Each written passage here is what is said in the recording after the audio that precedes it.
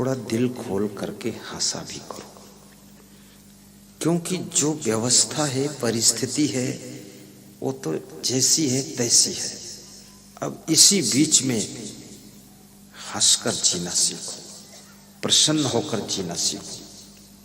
जैसे कृष्ण भगवान, उनके सामने तो समस्याओं ने श्रृंगार बना लिया था, उनके सामने संघर्ष तो हमेशा खड़े ही रहते थे, उनकी जिंदगी भर युद्ध ही युद्ध होते रहे, बड़े बड़े युद्धों का नेतृत्व करते रहे, लेकिन भगवान कृष्ण ने हंस करके काम करना सीखा था।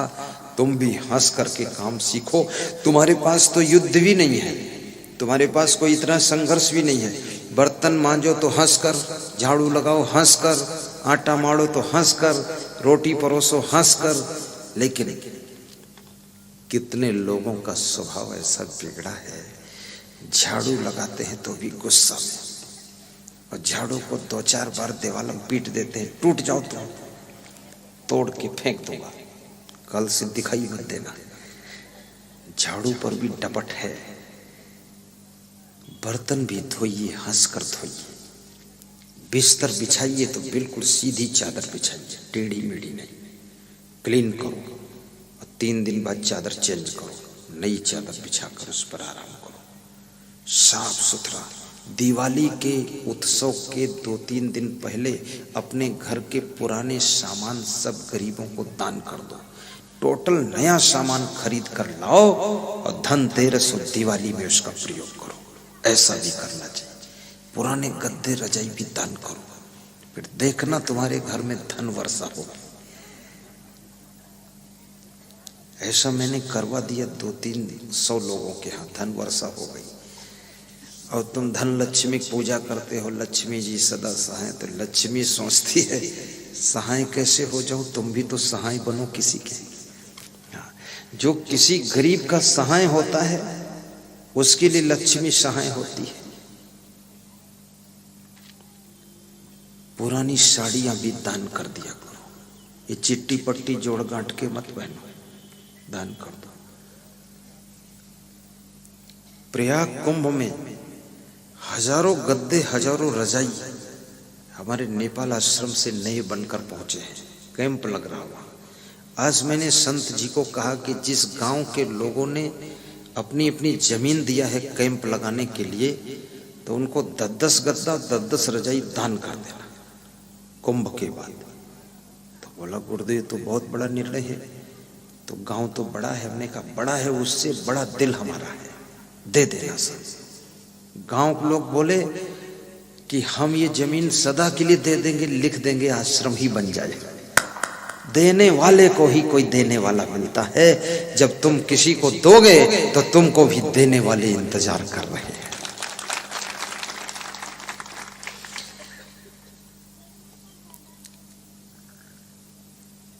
सरलता और नम्रता। अर्जुन में नम्रता है, दुर्योधन में अभिमान है, भीम में उदंडता है, युधिष्ठिर में समझदारी है, द्रौपदी में प्रेम का व्यवहार है, नकुल में वाहन विभाग को संभालने की कला है, सहदेव में प्लानिंग तैयार करने की विधि है। विभिन्न गुणों से अपने जीवन को सजाइए। अपने घर में गम भी खा लिया करो।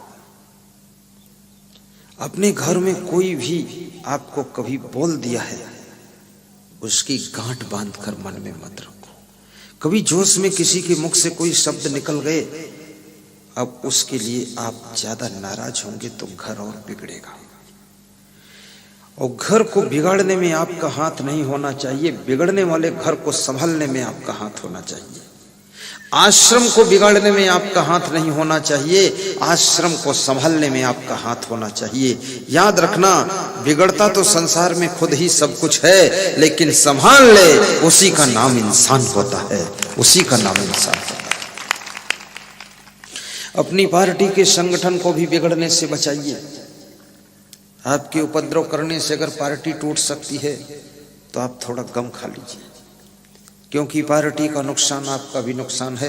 अकेला चना कोई भाड़ नहीं फोड़ता है, पार्टी में शामिल होने से ही सफलता मिलती है। बड़े बड़े नेता पार्टी छोड़कर अलग हुए तो फेल हो गए। इसलिए याद रखना, तुम्हारी पार्टी तो तुम्हारा घर है।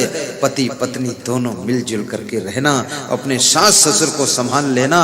दुनिया में देवी देवता की पूजा तो बहुत लोग कर लेते हैं, मंदिरों में जाकर ओम नमः तो गणपति गंगवा कर देते हैं, लेकिन अपने घर में बैठे हुए देवी देवता के समान बूढ़े माता पिता और सास ससुर का सम्मान जो करते हैं, उनसे विश्व के सभी देवी देवता प्रसन्न हो जाते हैं और उन्हीं को आशीर्वाद मिलता है।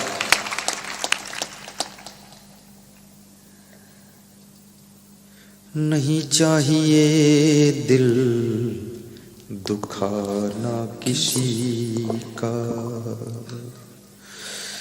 नहीं चाहिए दिल दुखाना किसी का, सदा न रहेगा जमाना किसी का, सदा न रहेगा जमाना किसी का, सदा न रहेगा जमाना किसी का, नहीं चाहिए दिल दुखाना किसी का।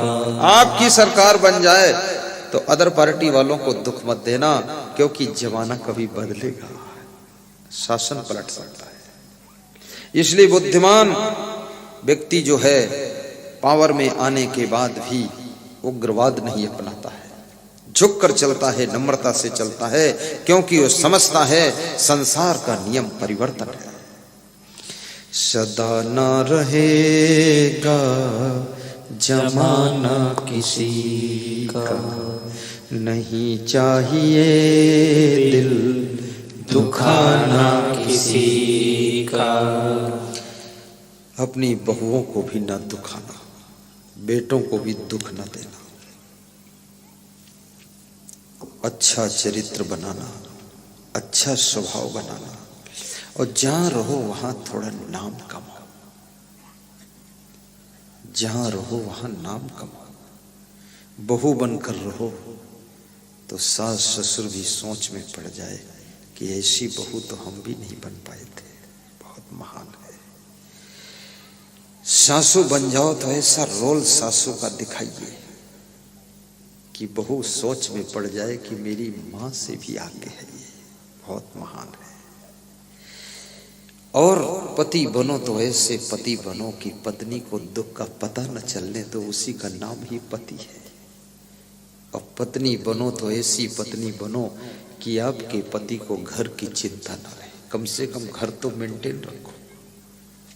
अभी एक डॉक्टर और डॉक्टराइन मुझे मिलने आए, बड़े डॉक्टर थे, तो डॉक्टराइन का जो मुंह था वो एकदम कुछ दुखी दुखी और गुस्सा गुस्सा। तो जब मिले तो डॉक्टराइन ने बताया कि डॉक्टर साहब को गुरुदेव थोड़ा समझा दो, ये गाली बहुत देते हैं। तो हमने कहा, तो मेरे को उम्मीद नहीं थी इतना बड़ा डॉक्टर गाली देता होगा अपनी पत्नी को। तो डॉक्टर मेरे सामने शर्मिंदा हो गया, उसकी पत्नी ने मेरे सामने ही कह दिया। तो डॉक्टर हंसने लगा, बोला ठीक कोई बात नहीं, गुरुजी के सामने कह भी सकती। बोले जब नहीं सुधर रहे तो क्या करें, अब आखिरी में लगा दिया फाइल। फिर कहा मुझे गाली दे वहां तक तो सह लेती हूँ, मेरे माँ बाप को भी गाली देती, उसमें मैं घायल हो जाती हूँ। और फिर थोड़ा रो दिया उसने। तो हमने संतों से कहा तुम बाहर निकलो और दरवाजा बंद करो डॉक्टर साहब, क्योंकि किसी की कोई ऐसी बात हो तो उसको थोड़ा मर्यादा से करना चाहिए, सबके सामने नहीं करना। मैं नारियों से भी बताए देता हूँ, आप अपने पति की कमी को भीड़ में मत कहना, होशियार पत्नी बनो, चंडिका अवतार मत बनो। सबके सामने कहने थे, ये सबसे ज्यादा अपमान की चोट पति को लग जाती है। थोड़ा संभाल कर, और अपनी पत्नी की कमी को भी आप भीड़ में मत कहना, ऐसी जगह कहो जहां से सुधार हो जाए उसका।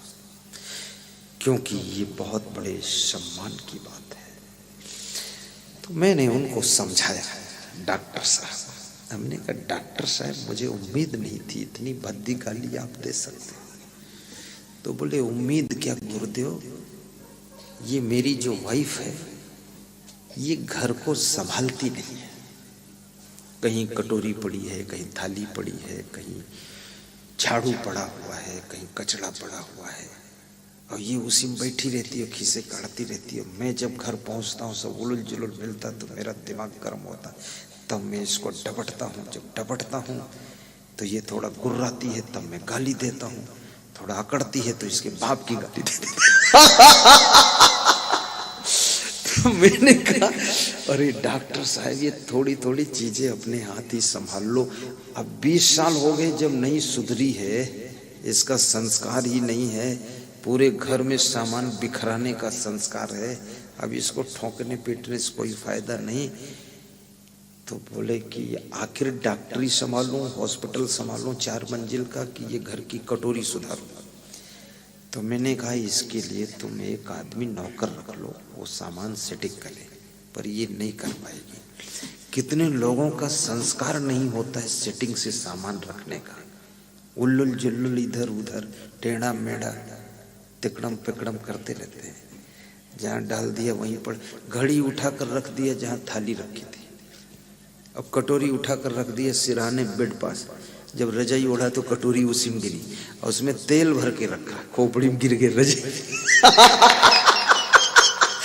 बहुत बांगड़ू लोग हैं, दिमाग नहीं है, क्या करोगे तुम?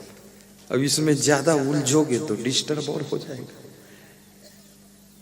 इसलिए अगर घर में तुम शांति चाहते तो कम से कम महिलाओं की जिम्मेदारी, इनका नाम गृहिणी है, ये गृह की ऋणी है, इसलिए घर को पूरा मेंटेन रखना चाहिए, साफ सुथरा क्लीन, सामान की सेटिंग और सामान की सफाई, किसी चीज का दुरुपयोग ना हो, व्यवस्थित कर दीजिए। उसके बाद हाथ पांव मुंह धो करके आराम से टीवी में प्रवचन सुन लीजिए। काम को सही करना चाहिए, आदमी को उल्लुल जुल्लुल कभी नहीं करना चाहिए। अपना ऑफिस भी साफ सुथरा रखिए, उसमें किचकिच मत मचाइए। जहां जितनी ज्यादा सफाई होगी, शुद्धता होगी, सेटिंग होगी, एडजस्टिंग होगी, वहां पर गारंटी के साथ मैं कह सकता हूं लक्ष्मी की कभी कमी नहीं रहेगी, वहां धन वर्षा होती रहेगी। ये बहुत बड़े पुराण शास्त्र में मैंने पढ़ा था आज के 10-15 साल पहले।